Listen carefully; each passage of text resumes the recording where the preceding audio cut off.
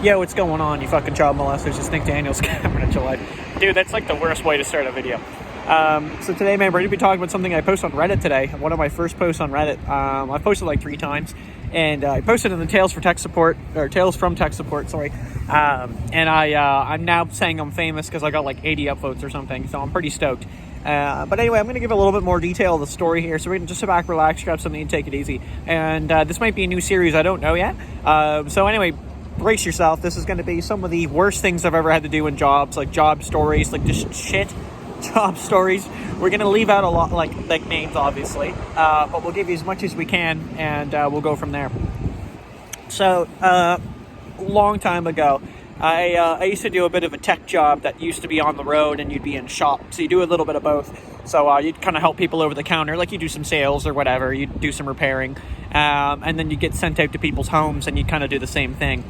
Obviously, you can already figure out which one's going to be worse, because when you go to someone's home, you usually have limited information. You're very limited in what you know. So this one job I get sent out to, again, to someone's home. It's like 4 o'clock in the afternoon. I'm sitting outside the driveway, like I'm just like on the street waiting. No one's there. No one's answering the door. And about 20-25 minutes go by, and I'm going back a second time, and I'm about to stick a door stopper on the door. And that basically means you missed your appointment, right? Because you kind of book a time slot so I can come out, right? Now, the way that this company worked is that you would kind of do the time slot, and then you would have somebody right after you. So, like, in the sense of, like, okay, I go do A, B, and C. D is still waiting, right? That appointment is still there. And it's got a specific time. So I'm kind of timed. I need to get going and get along, or I need to get back and finish my day at 5 o'clock. And that was the case that day. About 25 minutes in, the woman rolled up. She rolled up to the house. Now, all I knew about this issue was, or this house call, or whatever you want to call it, it was the user, the client, the customer, needed something called the mesh network. Now, a mesh network, if you're unfamiliar with what that is, basically in the easiest definition, it's like a wireless router, but times like 3, so you get better coverage. So instead of just putting it like right in one room and everybody just uses the wireless router, right, and they get their wireless internet, again, in very simple terms, you'd have 3 of them set up. So you'd have they're typically called like nodes, and you have like 3, or for example, I think that's what this one had. She had like a Google one or something. I don't know, like the Nest. I can't remember. So anyway, they usually run a couple $100, depending. And I think that's what this one was. It was like 300 or something. I don't know. Anyway, so yeah, like I said, that's all I knew I was doing to do was set this up. Now I'm 25 minutes behind, but I can still get it done in time. So we go in, we go check out the house situation. She apologizes, no big deal, don't worry about it. We get it, we take a look. So the first thing I ask her is like, what's actually going on? I want to know if like from her what the issue is. With my limited IT background at the time, I needed information, and I still do it today, man. I still ask for clarification because you can ask the right questions. And I basically was just like, hey, like, what are you noticing is the issue around here? Like, what is causing you to purchase this item? And she tells me that the internet's really slow. They're trying to watch like 4K videos or movies, and like it just doesn't do anything. Like they can't do it. Like it's just so slow. So like the buffering is terrible. Right, like they can't even watch anything.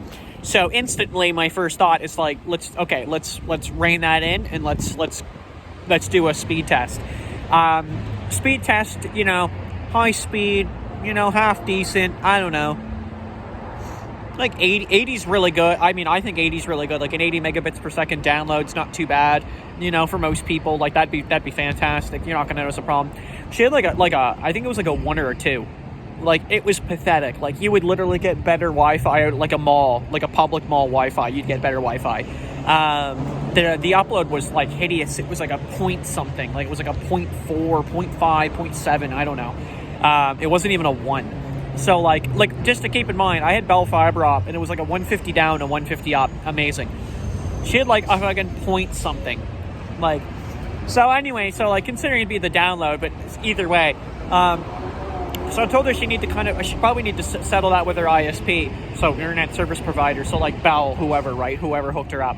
And, she seemed pretty cool, and I apologized. There was a few more things she wanted to do. Like, she wanted like a bunch of like network cable made, and like strung all along her wall, like all along her ceiling in the basement from the router all the way upstairs, like all the, and I was like, dude, like I'm not even like qualified, like I don't even know how to do that, like, do I even have the tools, like a crimper? I don't even know. So that wasn't gonna happen.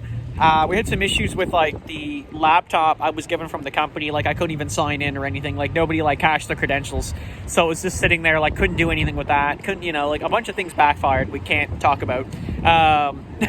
Anyway, so like needless to say, I talked her out of it. I was like, dude, like listen, you don't need a mesh network.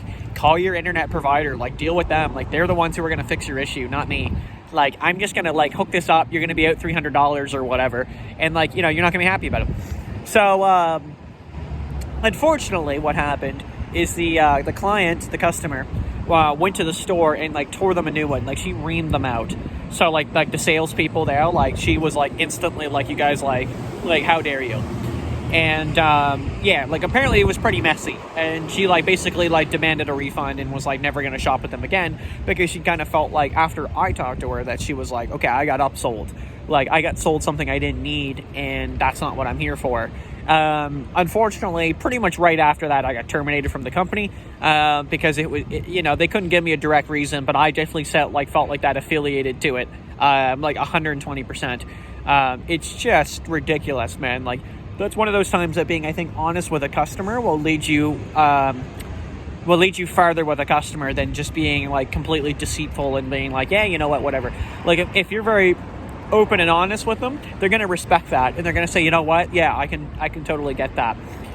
So anyway, this is just going to be something I'm going to do for a little bit. It might be like a mini series on the channel, but again, it's just going to be relating to some of the shitty job and situations I've had in my past, where I've definitely had a few, and just kind of shooting the shit on those, because I think some of them are kind of funny to go back onto and laugh about. Like I have a good time laughing about this now, and if I could go back and do that again, that whole interaction, I'd probably just do the same thing.